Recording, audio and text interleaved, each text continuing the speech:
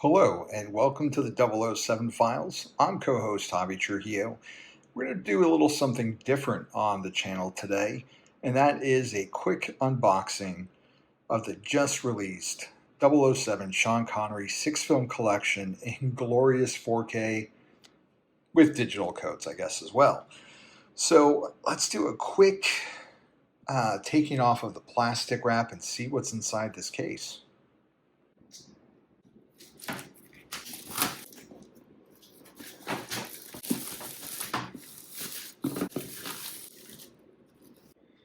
Right, so quick turnaround of the box free of that plastic glare. And you can see there's a really nice sheen here to the 007 logo, both the modern version and the classic one that wraps around the side of the case. You got your generic plastic showing you the back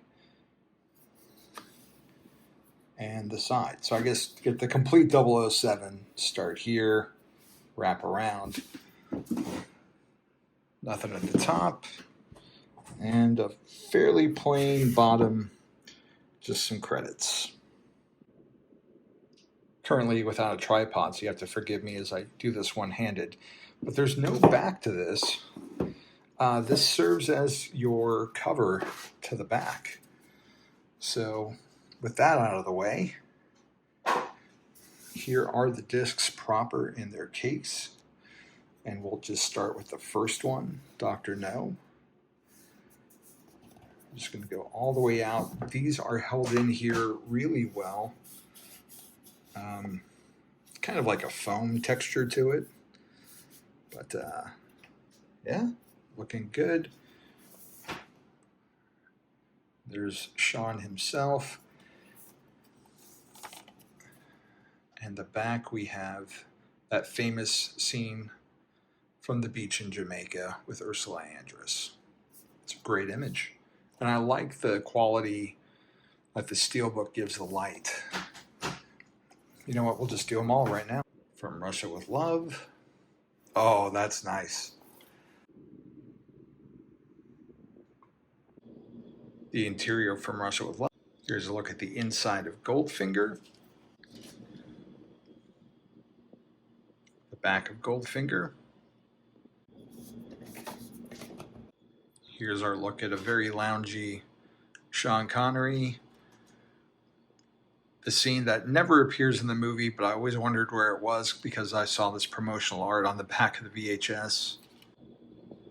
And paired with a topless Sean, we have the jetpack. You may only live twice, but you will buy Bond in physical media so many times in your life. Oh, nice. Here we go. Blofeld and his cat. Last but not least, Diamonds Are Forever.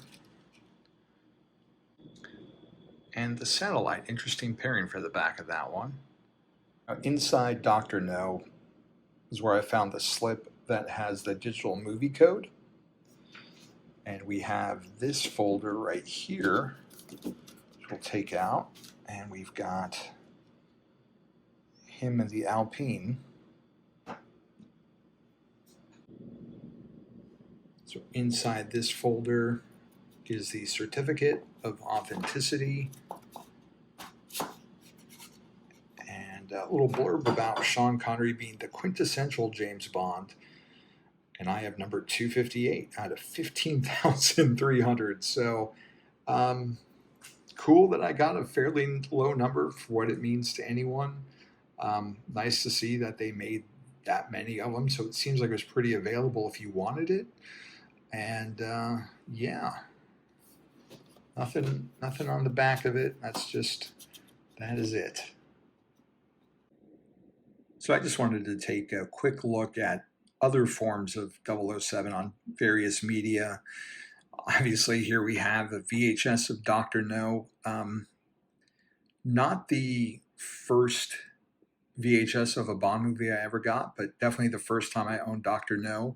Got this in like 95, 96, somewhere around there. And I really liked this line because of the retention of the original poster art. Obviously, this isn't the first time it was on VHS, but I really like the spine, how when you had them all together on the shelf, they look great. Um, Great picture on the back. And then some of them had an option where the front lid would lift off and you could see other stills from the movie. This was not the last time, obviously, that I had Dr. No, because I had it on DVD and then another DVD and then that big remastered uh, 4 box sets of all 20 movies, which I eventually sold when I got it on Blu-ray. So obviously the same picture of the car here that is on the inside, but these look great for the time. I mean, we're 15 years, I think, from when this release came out. And obviously a lot of the special features from the prior DVDs carried over, but with the difference being a featurette about the remastering done for this series. And that brings us to here, the new 4K Steelbook. I know a lot of people have complained about not using like the original poster art, but compared to the iteration that came out after this release with the white bottom and then the pastel, really faded Photoshop picture, even more Photoshop than that, I can't complain. I think this is a great image. I think all the images of Connery are great, specifically tied to the movie that they're from. And I really don't have any complaints. I think they're really simple and elegant, and I like the look of it. And we'll have to see how the picture quality fares when I pop it in. I know there's some controversy amongst some quarters about the aspect ratios, but that's just mainly because, from my understanding, this is the way they were intended to be seen, the way they were filmed, the way they were shot, and then those ratios got changed for different US and UK releases. So this is the first time what, like, for this case, Terrence Young wanted to have seen. Everything will be shown. It's not necessarily cropped. It's just that the aspect ratio has been altered depending on your territory. But that is a quick look at various Bond releases. We'll look at like picture quality next. Before we do, though, one last thing about this set. Just kind of looking at it right now, there is a slight dent or two that I noticed. I bought it off of Amazon. I'm not going to bother trying to replace it. Amazon isn't necessarily the best at handling things, but the box itself came in. This came in another box that was pretty protected, and that box was in a box. So it is what it is. And, I have no intentions of selling this until they do like a 25 film series all in one setting, or, 8K, whatever comes next. I mean, let's be honest, this is probably it for physical media for the time being, but I'm really curious to dive into what these remasters look like. And for the most part, from what I've seen and heard, the majority of the special features have carried over, obviously without the featurette about remastering it and some of the stills, but a lot of the stuff from the early DVD days has been carried over. So I'm looking forward to revisiting these for the umpteenth time. So I'm not sure how well this is going to turn out, but this is the old Blu-ray.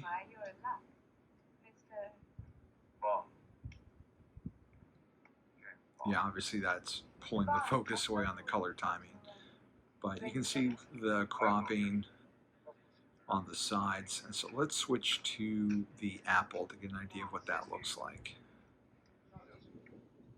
Now this is the 4K that's from Apple TV that I purchased, I don't remember when. Still maintaining the same framing of the old Blu-ray, but definitely the colors are more vibrant, as you can see. But there's a weird, it's not picking up on the camera, but there's a weird glistening on the skin for Connery, especially when he turns in the light. There's this artificial sharpening that, yeah, it provides detail, but it doesn't make it a natural picture image. And that's really what the new 4Ks are fighting up against.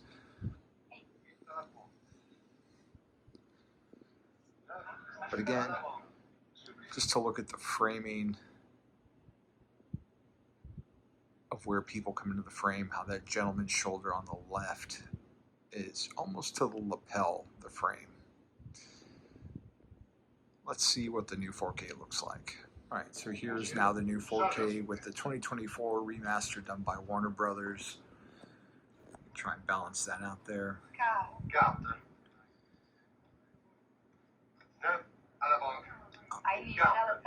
So yeah, obviously it's not going to show if you're, it's not going to bring the HDR through properly on this video, but you can at least see the framing, and I'm hoping you can probably pick up that there's more of a natural look to this. It looks like a film. You can see more grain, but it's not the loss of detail. Some would say this is a darker looking image. It definitely feels warmer, softer even. But again, that's because that's what film looked like in this era. It's still picking up lots of details. But like you see right here, we talked about in the last frame about the man on the left, where you can actually see more of his jacket now on the side, because what we're looking at is right over on this area. On my television you can't see, but it's almost to the edge of the bezel on the TV now, versus before on the prior versions there's more of a black bar on the sides to get that 166 aspect ratio, and now with the 175:1 it's pretty much filling the screen in its entirety. But obviously these things are going to vary depending on what film you're watching with the different aspect ratios, what color. A lot of the same film stocks were used from film to film on this one. But obviously there's going to be a change in quality for any kind of opticals, rear projection and the like. So those are always going to look processed and a little off, not as realistic. You know, that's the side effect of having great resolution, is the seams are a little more visible. But really, for what I've seen, I really am enjoying looking at these transfers. Just want to give you an idea of some of the data that's showing up right now too. This is the Dolby Atmos mix, and you can see it's at a pretty healthy bit rate right now at 88 Mbps. We've got Ursula coming out of the ocean here, but it's on a 100 gigabyte disc, I think it is. And look at that, we just clocked over 100. So this is going to beat out any stream that you're going to get on Prime or on Apple. And it's obviously it's not going to cut out. It's going to make for a more stable image. So that's one of the advantages of having this on 4K disc.